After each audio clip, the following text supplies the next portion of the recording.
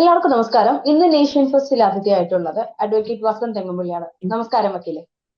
നമസ്കാരം. കഴിഞ്ഞ കുറച്ച് മണിക്കൂറുകൾക്ക് മുൻപായിരുന്നു 15 വർഷത്തോളമായി CPM-ൽ നിന്നും MLA ആയി തുടർന്നിരുന്ന ഐഷ പോറ്റി കോൺഗ്രസിലേക്ക് അല്ലെങ്കിൽ UDF എന്ന് പറയുന്ന ആ ഒരു മുന്നണിയിലേക്ക് മാറി എന്നുള്ള വാർത്തകൾ പുറത്തു വന്നത്.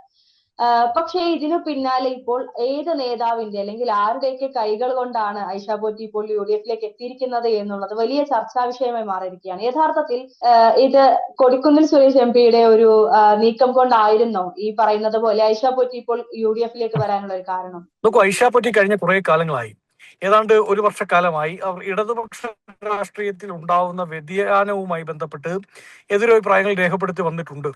പിണറായിസ്റ്റുകളാണ്, കമ്മ്യൂണിസ്റ്റുകളെല്ലാം മാറി പിണറായിസ്റ്റുകളായി മാറുന്നതിൽ അവർ വ്യക്തമായ എതിരഭിപ്രായം രേഖപ്പെടുത്തുന്നത് നമ്മൾ കണ്ടതാണ്. അത് മാധ്യമങ്ങൾക്ക് മുമ്പിൽ ഉണ്ടായിട്ടുണ്ട്, അല്ലാതെയും ഉണ്ടായിട്ടുണ്ട്. അങ്ങനെ കോൺഗ്രസ് വേദികളിൽ ഞങ്ങളോട് സഹകരിക്കാൻ പറ്റുന്ന എല്ലാ ഇടങ്ങളിലും അവർ സഹകരിക്കുകയും ചെയ്തു. യഥാർത്ഥ ഇടതുപക്ഷം കോൺഗ്രസ് ആണ് എന്ന ബോധ്യത്തിലേക്ക് അവരടക്കമുള്ള കേരളത്തിലെ ഒരു ഒരു ഒരു യഥാർത്ഥ കമ്മ്യൂണിസ്റ്റുകൾ അവർ മാറുന്നുണ്ട്. അതുകൊണ്ടാണല്ലോ CPI അടക്കം പലപ്പോഴും PM ശ്രീ അടക്കമുള്ള വിവിധ വിഷയങ്ങളിൽ CPM എടുത്തു വരുന്ന നിലപാടിനെ വിമർശിക്കേണ്ടി വരുന്നത്. ഇപ്പൊ നോക്കൂ, ജി സുധാകരൻ ഞങ്ങളുമായി വിനിമയം നടത്തുന്ന ഒരു നേതാവാണ്. അദ്ദേഹത്തിനടക്കമുള്ളവർക്ക് ഈ പറയുന്ന കമ്മ്യൂണിസ്റ്റ് വ്യതിയാനം ഉണ്ടായിരിക്കുന്നതിൽ, അതൊരു പിണറായിസ്റ്റ് ഗ്രൂപ്പായി മാറുന്നതിലുള്ള വ്യക്തമായ എതിരഭിപ്രായമുണ്ട്. ആ എതിരഭിപ്രായം ഐഷ പോറ്റി രേഖപ്പെടുത്തിയിരുന്നു. അത് രേഖപ്പെടുത്തിയതിന്റെ പേരിൽ, പാർട്ടിക്കുള്ളിൽ വിമർശനങ്ങൾ ഉന്നയിച്ചതിന്റെ പേരിൽ അവർ കോർണർ വൽക്കരിക്കപ്പെടുകയും അവരെ സൈഡ് ലൈൻ ചെയ്യുകയും സൈഡ് മാർജിനലൈസ് ചെയ്യുകയും ചെയ്ത് അവരുടെ രാഷ്ട്രീയത്തിന് പ്രസക്തിയില്ലാത്ത രീതിയിൽ അവരെ ഒതുക്കാനുള്ള ശ്രമം അവരുടെ പാർട്ടിയിൽ നിന്നുണ്ടായി. അങ്ങനെ ഉണ്ടാകുമ്പോൾ കൃത്യമായ നിലപാട് സ്വീകരിച്ച ഒരു നേതാവിനെ രാഷ്ട്രീയ അനാഥത്വത്തിലേക്ക് തള്ളിവിടാതിരിക്കുക എന്നത് രാഷ്ട്രീയ വിശ്വാസികളുടെ ഉത്തരവാദിത്തമാണ്. അതുകൊണ്ട് തന്നെ അവർ ഒരു നിലപാട് സ്വീകരിച്ചതിന്റെ പേരിൽ, അവർ ഈ പിണറായിസത്തിനെതിരെ സംസാരിച്ചതിന്റെ പേരിൽ, കമ്മ്യൂണിസ്റ്റ് പാർട്ടിയുടെ തകർച്ച കണ്ട് വിറങ്ങലിച്ച് അതിൽ വേദനിച്ച് സംസാരിച്ചതിന്റെ പേരിൽ അവർ രാഷ്ട്രീയ അനാഥ ആവരുത്, അവർക്ക് രാഷ്ട്രീയ അനാഥത്വം ഉണ്ടാവരുത് എന്ന നിലപാട് കോൺഗ്രസ് പാർട്ടി എടുക്കുകയും അവരോട് ഞങ്ങളുമായി സഹകരിക്കാൻ സാധിക്കുമെങ്കിൽ സഹകരിക്കാൻ പറയുകയും ചെയ്തിട്ടുണ്ട്. അതിൽ ഇപ്പോൾ അങ്ങ് സൂചിപ്പിച്ചതുപോലെ അവിടെ നിന്നുള്ള MP ശ്രീ കൊടിക്കുന്നിൽ സുരേഷ് അടക്കം, പ്രതിപക്ഷ നേതാവ് ശ്രീ VD സതീശൻ അടക്കം, KPCC പ്രസിഡന്റ് ശ്രീ സണ്ണി ജോസഫും AC secretary Shri KC Venugopal അടക്കമുള്ള നേതാക്കളുടെ കൃത്യമായ ഇടപെടലുണ്ട്. പക്ഷേ ഇതിനൊക്കെ അപ്പുറത്ത് ആരാണ് ഐഷ പോറ്റിയെ കോൺഗ്രസിലേക്ക് എത്തിച്ചതെന്ന് ചോദിച്ചാൽ ഞാൻ പറയും, അതിന് ഞങ്ങൾ എല്ലാവിധ നന്ദിയും അർപ്പിക്കുന്നത് CPM-നുള്ളിലെ ഞങ്ങളുടെ ഏജന്റായ ശ്രീ പിണറായി വിജയനാണ്. പിണറായി വിജയനാണ് ഐഷ പോറ്റിയെ കോൺഗ്രസിൽ എത്തിച്ചത്, മറ്റാരുമല്ല. ആരാണ് ഐഷ പോറ്റിയെ കോൺഗ്രസിൽ എത്തിച്ചതെന്ന് ചോദിച്ചാൽ അത് ഞങ്ങൾക്ക് വേണ്ടി ആ പണി ചെയ്തു തന്നത്, ഞങ്ങൾക്ക് വേണ്ടി ഐഷ പോറ്റിയെ കോൺഗ്രസിൽ എത്തിക്കാനുള്ള എല്ലാ പണികളും ചെയ്തത് അത് പിണറായി വിജയനാണ്. പിണറായി വിജയനോടും അദ്ദേഹത്തിന്റെ ഗവൺമെന്റിനോടുമുള്ള പൂർവകമായ നന്ദി ഞാൻ അറിയിക്കാൻ താല്പര്യപ്പെടുകയാണ്. കാരണം പിണറായി വിജയൻ എന്ന് പറയുന്ന ഒരു മനുഷ്യൻ കമ്മ്യൂണിസ്റ്റ് പാർട്ടിയെ നശിപ്പിക്കുന്നത് കണ്ട്, മുച്ചൂടും തകർക്കുന്നത് കണ്ട് ആ പ്രസ്ഥാനത്തിൽ ഇരുന്ന് എതിരഭിപ്രായം പറഞ്ഞവരാണ് അവർ. ആ പ്രസ്ഥാനത്തിൽ ഇരുന്ന് അവരുടെ എതിരഭിപ്രായം രേഖപ്പെടുത്തിയതാണ്. അത് രേഖപ്പെടുത്തിയതിന്റെ പേരിൽ അവരെ സൈഡ് ലൈൻ ചെയ്യുക, രാഷ്ട്രീയത്തിന് ഇനി പ്രസക്തിയില്ലാത്ത രീതിയിൽ CPM-ന്റെ വേദികളിൽ നിന്ന് അവരെ ഒഴിവാക്കാൻ നിർദ്ദേശം കൊടുക്കുക, ഇങ്ങനെ ഒരു വെണ്ടേറ്റ പൊളിറ്റിക്സ്, ഒരു വൈരാഗ്യത്തിന്റെ പൊളിറ്റിക്സ് കളിക്കുന്നത് ശരിയല്ല. അതുകൊണ്ട് പിണറായി വിജയനാണ് CPM-ൽ നിന്ന് ഐഷ പോറ്റിയെ പറിച്ചെടുത്ത് കോൺഗ്രസിൽ എത്തിച്ചത്. അതിന് പിണറായി വിജയനും കൂട്ടർക്കുമുള്ള നന്ദി ഞാൻ അറിയിക്കുകയാണ്.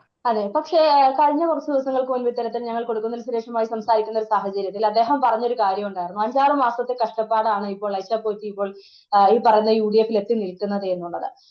ഇപ്പോൾ വക്കീല് പറഞ്ഞതുപോലെയാണെന്നുണ്ടെങ്കിൽ കുറച്ച് നാളുകളായി ഇതിനു മുൻപ് തന്നെ CPM-നകത്തുള്ള പല അസ്വാരസ്യങ്ങളും ഐഷ പോറ്റിയിലൂടെ പുറത്തു വന്നു എന്നുള്ളത് യാഥാർത്ഥ്യമാണെങ്കിൽ പോലും കുറച്ച് നാളുകൾക്ക് മുൻപ് നേഷ്യൻ ഫസ്റ്റിൽ എടുത്ത ഒരു ഇന്റർവ്യൂവിൽ അവര് കൃത്യമായി ഐഷ പോറ്റി പറയുന്നുണ്ട്, തൽക്കാലം മുന്നണി മാറ്റത്തിന് തയ്യാറല്ല, അങ്ങനെ ഒരു തീരുമാനത്തിലേക്ക് ഞാൻ എത്തിയിട്ടില്ല എന്നുള്ളത്. പക്ഷെ ഇപ്പോൾ ഈ ഒരു നിയമസഭാ തെരഞ്ഞെടുപ്പ് അടുക്കുന്ന സാഹചര്യത്തിൽ ഇങ്ങനെ ഒരു മാറ്റത്തിലേക്ക് വന്നെങ്കിൽ അത് കോൺഗ്രസിന് വലിയൊരു സ്വീകരണം അല്ലെങ്കിൽ കോൺഗ്രസിന് വലിയൊരു അസറ്റായി മാറുന്ന ഒരു സാഹചര്യമല്ലേ കാണുന്നത്? തീർച്ചയായും ഞങ്ങളെ സംബന്ധിച്ച് ഞങ്ങളോട് സഹകരിക്കാൻ പറ്റുന്നവരുമായി ചർച്ച നടത്തുക, അവരെ സഹകരിപ്പിക്കുക എന്നുള്ളത് എല്ലാ രാഷ്ട്രീയ പാർട്ടികളും ചെയ്യുന്നതാണല്ലോ.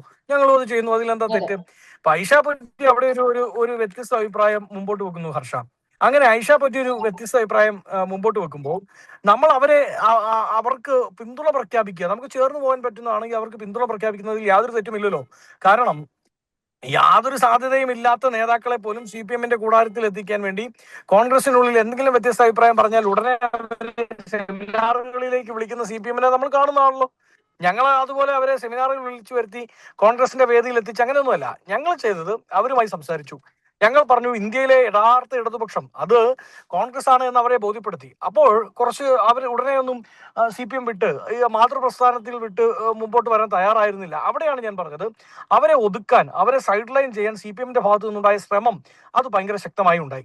അതുകൂടി ഉണ്ടായപ്പോൾ അവരുടെ രാഷ്ട്രീയ അസ്തിത്വം അത് വേട്ടയാടപ്പെടുന്നു എന്ന് കൃത്യമായി അവർക്ക് മനസ്സിലായപ്പോഴാണ് ഇനി മറ്റൊരു രക്ഷയില്ല, അതിൽ ഇന്ത്യൻ കമ്മ്യൂണിസ്റ്റ് പാർട്ടിയെ അതിൽ നിന്നുകൊണ്ട് കറക്റ്റ് ചെയ്യാൻ പറ്റില്ല എന്ന് മനസ്സിലായത് കൊണ്ടാണ് അതിന് വെളിയിൽ വരാൻ അവർ തീരുമാനിച്ചത്. ആ വെളിയിൽ വന്നപ്പോൾ ഞങ്ങൾ തീർച്ചയായും അവരെ ഞങ്ങളുടെ കൂടെ കൂട്ടി എന്നുള്ളതാണ് യാഥാർത്ഥ്യം. ഓക്കെ, ഇപ്പോ കഴിഞ്ഞ കുറെ ദിവസങ്ങളായി ഇത്തരത്തിൽ മാണി വിഭാഗം കേരള കോൺഗ്രസ് എം UDF-ലേക്ക് വരുന്നു എന്നുള്ള വാർത്തകൾ പുറത്തു വരുന്നത് നമ്മൾ കണ്ടിരുന്നു.